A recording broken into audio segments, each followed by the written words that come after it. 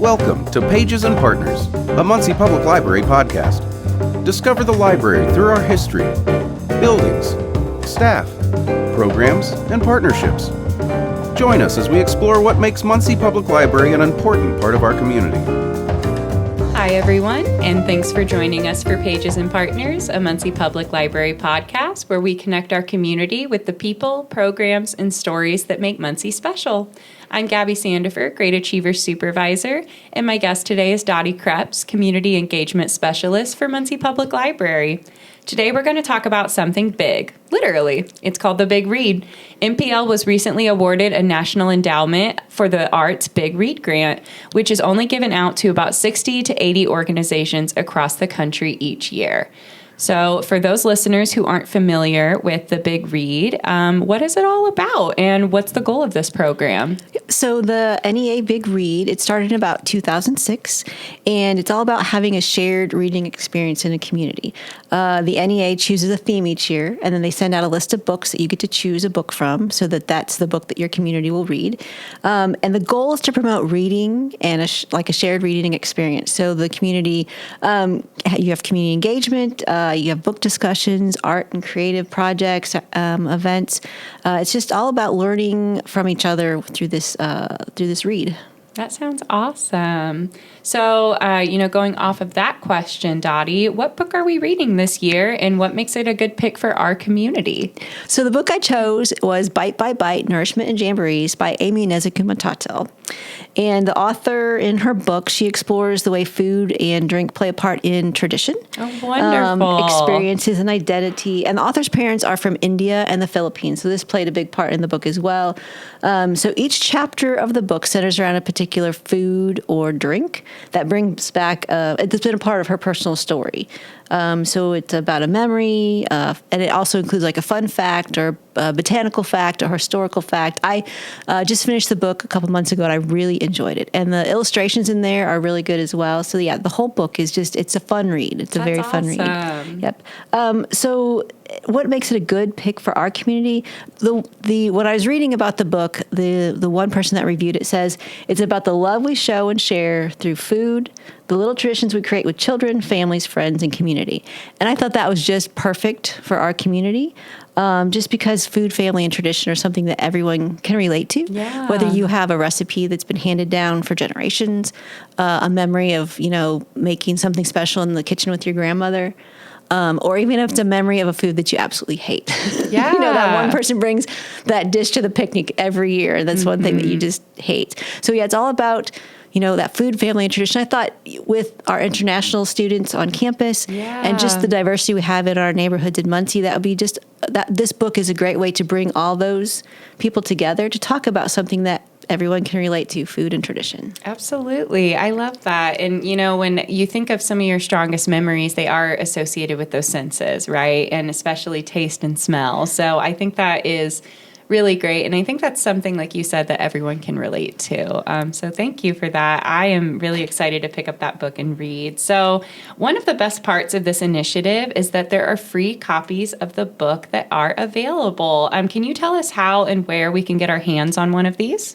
Yep. So the one thing that is great about this grant is it gives you the opportunity to purchase books and then hand those out for free to the community so that everyone can participate. So we're going to have free copies at our kickoff event in September. We'll have free copies at each of the 4 branches of the libraries, and then we will have copies at the Ross Community Center. And this you can pick up a copy free no matter if you have a library card or not. So this is not just for patrons of the library with a library card. This is for the whole community. So yeah, anybody can pick up a book. So it's a program being housed in the library, but it is open to everyone, even folks that may not have an active library card. Yep. So I love that. And you'll be able to find more information about that on our website when it's a little closer to time. You can also call one of your favorite branches and ask the info desk a little bit more about that, and they'll be able to help you get your hands on a book because we want to make sure anyone from the community that wants to read Bite by Bite gets to. Yes. So great. So, kind of shifting gears a bit, because you had mentioned that this is not only about a book, it's about the programming that goes along with a book. So let's talk about the programming. What kind of events and activities can the community look forward to throughout the Big Read, and how can they participate? So we've planned lots of activities and programs starting in September through June of 2026. So our kickoff event is September 4th at Madjax in the evening. It coincides with First Thursday. So we're going to have the books there to hand out. We're hoping to have different crafts. We're thinking about, since it's all about food, doing a craft around making your own recipe cards. Oh, I love that.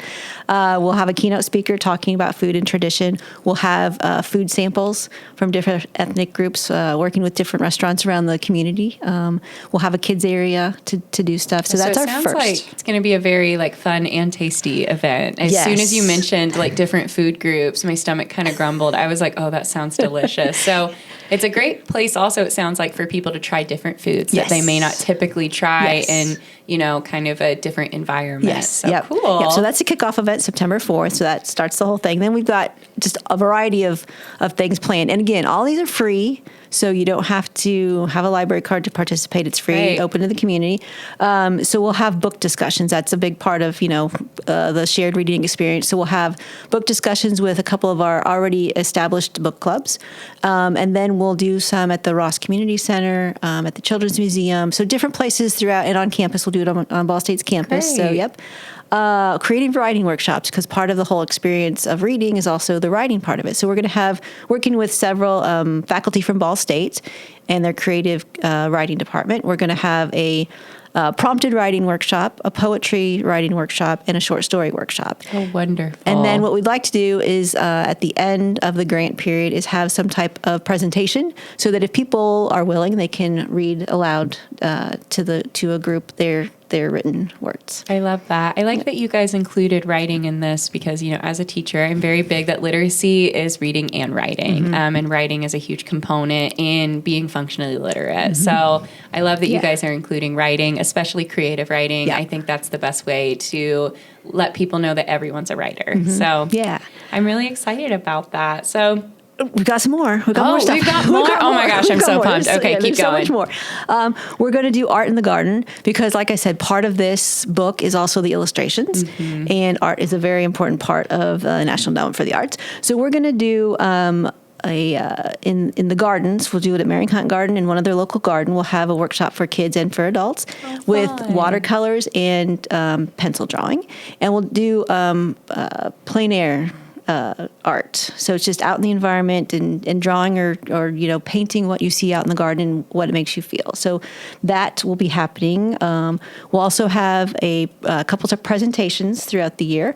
We're going to have one on how food shapes our identity because food is a very big influence on how it shapes our identity. We'll have a art history and food display and presentation at the Owsley Art Museum on campus, which I'm excited about. One of our MPL staff members is going to help facilitate that. Oh, that's so cool. Yeah, and then we'll do some, Muncie is big history with canning and food preservation, so we're going to talk a little bit about that. Each library, Mary Hunt and Kennedy libraries will be doing book displays about food and culture each month. So each month we'll focus on a different culture and how food and culture relate to that. We will be doing a community cookbook project. Oh, fun. Yeah, so I'm excited about this one. We want people to share family recipes or recipes that are important to them. And then you don't have to, but we'd love for you to also write a story about why that recipe is important or how it influences your family. And we'll be collecting those at each of the library branches in the Ross Community Center. But you'll also have a chance to put it on our website as well. We'll have a digital place so you can put it. So at the end of the grant, we're going to compile that together into a community cookbook that people can access. So I'm really excited about that because I love to hear stories about how recipes and food are part of people's lives. Let's see, what else? We have a photo workshop and contest, which I'm excited about too. Oh, that's so cool. Yeah, so we're going to do 2 photo workshops so people can come and just kind of learn about photo taking, like what's the composition or what should you be looking for to take a really good photo. And then the theme will be food and family or meals and memories. So you can, what does that mean to you? And then take a picture of that. And then we will have a panel of judges judging those. And then the top, we're not sure how many, but we're going to take and get those framed. And then we'll do an art exhibit with those at each of the branches and then an ending one at Madjax. That's so great. I like that you guys have included so many different areas of our community in this too. Yeah. I just think that is I think no matter where anyone is, they're going to be able to attend something. Yeah, that was the hope. And what the one other thing that they wanted us to do, since next year's the 250th birthday party for America, they wanted us to incorporate somehow that theme into one of our activities. So we are partnering with Christiana Mann from Ball State and her food and culture class, and they are going to take a look at food through our 250 years and like each era, starting with indigenous foods, colonial foods, modern foods, and just kind of work their way through it. And so her class will work on creating different tasting stations for that. And so that'll happen in 2026 on Ball State's campus. Well, I need to make sure I get to that event. That sounds really exciting. So I think that's all the events and activities we've got going on. That's all. That's a lot. That's more than just all. I am super excited. So just so everyone knows, as those events get scheduled and rolled out, they will be available on our calendar online. You can also, like I've said earlier, call the info desk if you ever have issues accessing that. But these events will be very much highlighted on our Facebook page. They'll be highlighted online, so you'll be able to find information for these very easily. And again, they're all free. There's no charge to it. You don't have to have a library card. So this is, it's a community sharing. We want people to be involved. Great. I'm so excited about this. So the other part of the grant that I'm also really excited about is that it focuses on youth. As people know, I run one of our youth programs at the library, so I am a little bit biased towards children. So how is the Big Read being extended to include young readers? So what I wanted to do, the Bite by Bite is more focused towards the adult, but I wanted to include all ages. So I was looking for a good companion book that could be used for the littles. So I found a book called Fry Bread by Keith Noble Malliard, and it is about the Native Americans and their history with fry bread. It's a great illustration book. It's a picture book. It's meant for ages, I think, 2 through 7, but really anyone can get something out of this. The pictures or the illustrations in it are wonderful.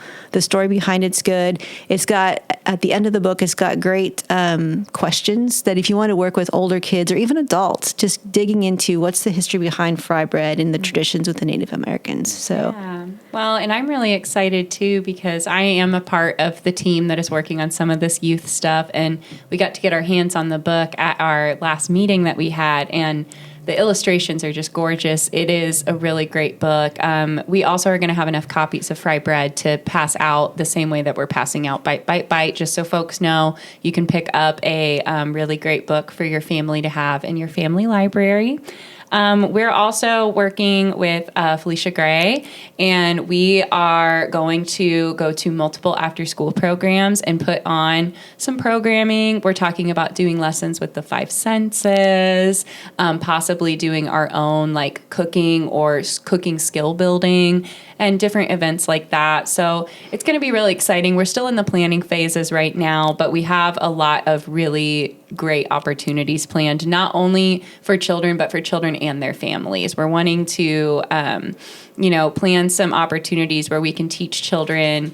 I'm a big believer that children can learn cooking skills from a young age, so we've even talked about possibly having them make their own fry bread and stuff. We're still planning this. It's in the planning phases, but we are really excited to be handed this from you and be able to create these experiences for children. I think I'm most excited about the lessons that we're going to craft to go to after-school programs. I know we have Great Achievers as a site. I believe the Ross Center as well. Yeah, we're going to try and work with Motivate Our Minds. Yeah, and the Children's Museum. So we're really excited about it. I'm really excited about the 5 senses activity. Mm-hmm. We wanted to have children tell some sort of story like we've been talking about with food. And so, we want the children to describe, what they smell when they see this food, what it feels like, what it tastes like, because, I'm not sure how many of you know this, the 5 senses are a part of the Indiana curriculum. They're part of our state standards. So, but it's also a great way to connect with your community and your family. And then from that, we want the children to tell their own memories with the food, just like we want adults to do. Mm-hmm. We've also talked about making some kid versions of the recipe book, which I don't know know if you've read recipes written by children, but they are some of the most joyful things to read. You will get like 4 sticks of butter, an egg, not cracked, like all sorts of funny stuff. So I am really excited that we get to be a part of this and create these activities for children and their families. Yeah. So I think it's going to be really exciting. Yeah, and part of the Art in the Garden, we will have a kids version as well. So don't feel that it's just for adults to come out. If you've got little kids that want to come out and, just paint or draw, we're going to have some Ball State art students there to help with the kids part of that. So yeah, we're trying to incorporate everyone in our community in what we're doing. So great. And children love to paint, so please bring your children. Watercolor is a great medium for children to learn. It teaches them a lot of skills, and it can help with their fine motor skills and helping them write. It can help with their concentration. I could go on and on about it's a very broccoli and the brownie type of learning experience. You kind of hide what they're learning with the fun aspects of painting. So lots of planning and partnerships are happening. So I'm going to transition us into our next question. So, as we were saying, lots of planning and partnerships go into putting something like this together. Can you share a bit about the partners and organizations working with MPL to bring the Big Read to life? Yeah. So first, we have to mention the National Endowment for the Arts and Arts Midwest, because they're the ones that provided this grant, which we're very, very lucky, especially this year, to get. Ross Community Center, they're going to be a big partner. They're going to be hosting some book discussions, some of our creative writing. They'll be handing out the books as well.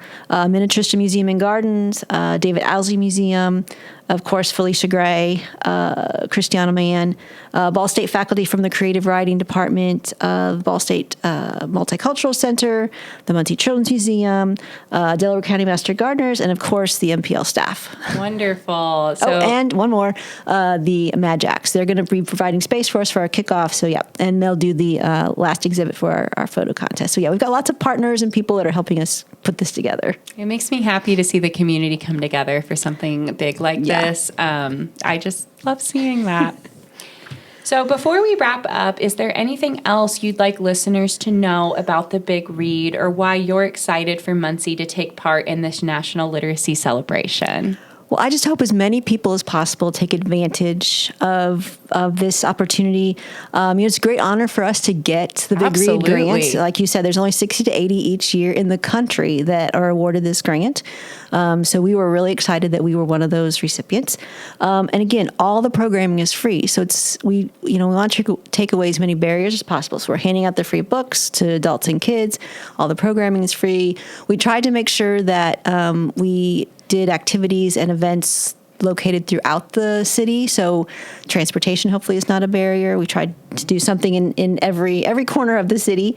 But yeah, definitely watch our website, our Facebook, our monthly calendars to learn more about what's going on, because we'll be adding those dates and times once we finalize everything, because a couple things are still up in the air about when it's going to be. But yeah, we'll be, like I said, this runs from September 4th of 2025 through June of 2026.